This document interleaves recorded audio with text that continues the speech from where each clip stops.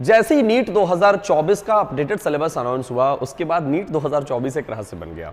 कुछ एक सवाल है जो स्टूडेंट्स को बहुत परेशान कर रहे हैं। इस वीडियो के बाद आई थिंक आपको कोई सवाल परेशान नहीं करेगा और आप अपने प्रिपरेशन के बिल्कुल राइट ट्रैक पे रहेंगे। आइए, टाइम वेस्ट नहीं करता, आपका टाइम बहुत इंपॉर्टेंट है। सबसे पहला सवाल है सर कि नीट का जो केमिस्ट्री का जो एक्चुअल सिलेबस है वो क्या है सर?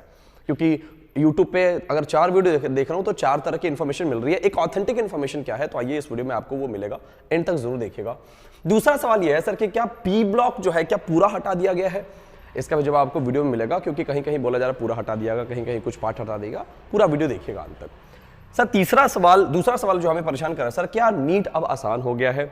वीडियो को आगे देखिए। कट ऑफ कितना जाएगा और अब कहां से पढ़ें और कैसे पढ़ें, हमें स्ट्रैटेजी क्या होनी चाहिए, 7 महीने में किस तरीके से पढ़ाई करें कि हम इजीली क्वालिफाई कर जाएं। आइए सीधे चलते हैं अपने सबसे पहले सवाल पे कि एक्चुअल सिलेबस क्या है। ध्यान से देखिएगा, टोटल 10-12 चैप्टर्स हैं जो हटाए गए हैं। कुछ चैप्टर्स पूरे हटा दिए गए, कुछ चैप्टर्स थोड़े थोड़े हटाए गए हैं। आइए समझते हैं, ध्यान दीजिएगा। जो स्टेट्स ऑफ मैटर एक चैप्टर जिसमें गैसेस और लिक्विड स्टेट है, वो solid state, surface chemistry, S block, hydrogen, general principles and जिसको मेटलर्जिकल बोलते हैं ना आप लोग, metallurgy, general principles and process of isolation of elements, और polymers, chemistry in everyday life, environmental chemistry, ये सब पूरी तरह से हटा दिए गए हैं। मतलब अब बच्चे लोगों को इन चैप्टर्स को पढ़ के जाने की जरूरत नहीं है। इसके बिना आराम से सिलेक्शन हो जाएगा। तो आइए आगे चलते हैं कि भाई साहब क्या पी ब्लॉक पूरी तरह से हटा दिया गया है सर? ऐसा कुछ भी नहीं है। पी ब्लॉक पूरा नहीं हटाया गया। पी ब्लॉक 80% पोर्शन जो है पी ब्लॉक का रिमूव कर दिया गया। देखिए, पी ब्लॉक एक बहुत बड़ा चैप्टर हुआ करता था और जिन बच्चों को इनऑर्गेनिक से डर लगता था उनको पी ब्लॉक जो ना उनके लिए एक बुरे सपने जैसा था। ग्रुप 13 से लेकर ग्रुप 18 तक के जो चैप्टर्स थे बहुत मुश्किल थे। एक ग्रुप जो है एक चैप्टर के समान होता था। देखिए, 3 चीज पढ़कर अब जाना है सिर्फ, उसके अलावा कुछ भी नहीं पढ़ना। इलेक्ट्रॉनिक कॉन्फ़िगरेशन से पढ़ना है, ट्रेंड्स पढ़ना है और कुछ एनोमलस बिहेवियर्स पढ़ना है। जो हर ग्रुप के जो पहला एलिमेंट्स होता है वो एनोमलस बिहेवियर शो करता है, उसको अच्छे से पढ़कर चले जाना है। सिर्फ इतना ही पढ़ना है, बाकी सब हटा दिया गया है। मतलब 80% रिमूव कर दिया गया है। पी ब्लॉक पूरा नहीं हटाया गया, पी ब्लॉक सिर्फ 80% हटाया गया है। ये आपको पढ़ के जाना ही होगा, यहां से क्वेश्चन रहेगा। आइए देखते हैं। डी और एफ ब्लॉक जो एलिमेंट है, अगेन एक बहुत ही लेंदी चैप्टर हुआ करता था। उसमें क्या क्या हटाया गया है भाई? तो chemical reactivity and comparison with lanthanoids हटा दिया गया है। ये इसको ना रिमूव कर दिया गया है। ये आपको अब नहीं पढ़ के जाना। थर्मोडायनामिक्स में थर्ड लॉ ऑफ थर्मोडायनामिक्स को हटा दिया गया है। इक्विलिब्रियम में हेंडरसन इक्वेशन को हटा दिया गया है। ये सब अब नहीं पढ़कर जाना है। बहुत ही मेजर पोर्शन हुआ करता था, इससे आपका समय बचेगा। अब आइए अगले सवाल पे चलते हैं सर कि अल्कोहल, फिनॉल और ईथर के बारे में कहीं कहीं कहा जा रहा है कि पूरा हटा देगा। ऐसा कुछ भी नहीं है। अल्कोहल, फिनॉल और ईथर में जो नोमेनक्लेचर वाला पार्ट है, एनसीईआरटी में आप जब आप देखिएगा ना तो पहले दूसरे तीसरे पेज में आप जाइएगा तो नोमेनक्लेचर मिलता है आपको। वो नोमेनक्लेचर पूरी तरह से हटा दिया गया है। मेथड्स ऑफ प्रिपरेशन हटा दिया गया है और केमिकल प्रॉपर्टीज को हटा दिया गया है। अगर आप अल्कोहल, फिनॉल, ईथर को बहुत अच्छे से देखें तो इसके बाद बचता ही क्या है, बहुत छोटा पोर्शन बचता है। उसको तैयार करके अगर आप चले जाएं तो ये चैप्टर इजीली कवर अप हो जाएगा। और बहुत देखिए, ये चैप्टर ना बहुत ही मेजर पोर्शन था। अल्कोहल अपने आप एक बहुत बड़ा चैप्टर है। अगर ये सब हटा दिया गया तो बहुत छोटा पढ़कर जाना है, तब भी सिलेक्शन इजीली हो सकता है। अब अगला सवाल ये है कि क्या नीट आसान हो गया है सर या नीट मुश्किल हो गया है? देखिए, मैं आपको ऑनेस्टली रिव्यू दूंगा, क्योंकि मैं यहाँ पे कोई कोर्स बेचने आपको नहीं आया कि मैं आपको डरा धमका के थोड़ा सा कुछ कोर्स बेच दूं। ऐसा कुछ भी नहीं है। देखिए, पहले के मुकाबले अगर 11-12 चैप्टर्स कम पढ़ना है, अगर 10 चैप्टर कंप्लीटली कम पढ़ना है, तो नीट पहले के मुकाबले आसान ही हुआ है प्रिपरेशन के पॉइंट ऑफ व्यू से। बाकी देखिए, नीट एज अ एग्जाम पहले भी टफ था, एज अ एग्जाम आज भी टफ है। मैं ये नहीं कह रहा कि नीट आसान हो गया, लेकिन प्रिपरेशन कम करके भी, मतलब अब 10 चैप्टर 12 चैप्टर कम पढ़कर भी नीट क्वालिफाई किया जा सकता है, तो कॉम्परेटिवली आसान हो गया है।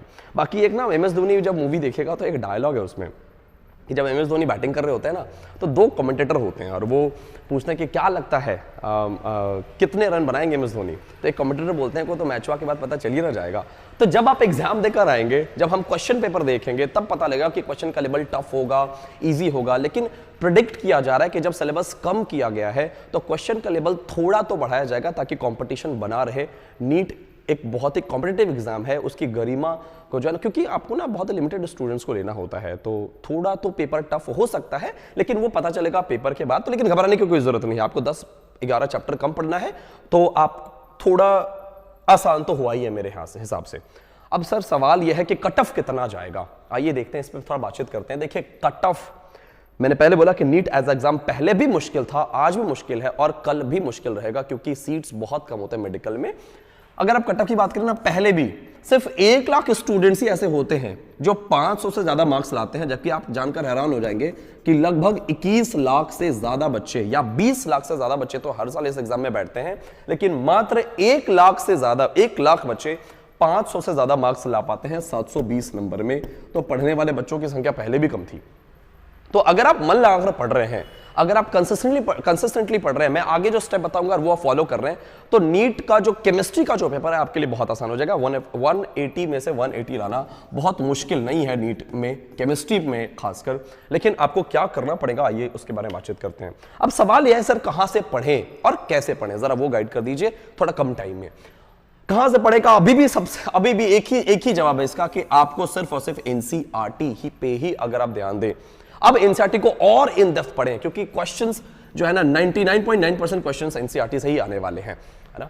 तो अब एनसीईआरटी में अब क्या पढ़ना है भाई, अब एनसीईआरटी को आपको लाइन बाय लाइन पढ़ना चाहिए मेरे ख्याल से, क्योंकि अब कम पढ़ना है तो आप थोड़ा मेहनत अगर बढ़ा ले तो एनसीईआरटी का लाइन बाय लाइन कवर किया जा सकता है, बहुत आसान है। एनसीईआरटी के लाइन से हर साल 32 से 33 क्वेश्चंस होते हैं, आप सोच के देखिए, 32 से 33 इंटू 4 कर लीजिए, सोच लीजिए कितना बड़ा मार्क्स सिर्फ एनसीईआरटी के लाइन बाय लाइन से आ रहा है। और हम क्या करते हैं, हम डिस्ट्रैक्ट हो जाते हैं, ये स्टडी मटेरियल, वो स्टडी मटेरियल, यहाँ का डीपीपी, वहाँ का जो ना पता नहीं क्या क्या बनाने लगते हैं, मॉड्यूल वगैरह। एनसीईआरटी लाइन बाय लाइन पढ़िए, ज़्यादा अच्छा रहेगा। एनसीईआरटी का जो एग्जाम्पलर दिया हुआ है, हर टॉपिक के बाद 1-2 क्वेश्चंस दिया रहता है, उसको प्लीज छोड़ करना चाहिए, वो आपका कॉन्सेप्ट अच्छा करता है, कई बार हूबहू एग्जाम में पूछ लिया जाता है। इंटेक्स्ट क्वेश्चन को आप नहीं छोड़ के जा सकते, एक्सरसाइज को नहीं छोड़ के जाना चाहिए। और अब क्योंकि आपको कम चैप्टर पढ़ना है तो 10 साल के बजाय आप 15 साल का पीवाईक्यू करके जाइए, क्योंकि अब वही जीतेगा जो ज्यादा से ज्यादा क्वेश्चन प्रैक्टिस करके जाएगा।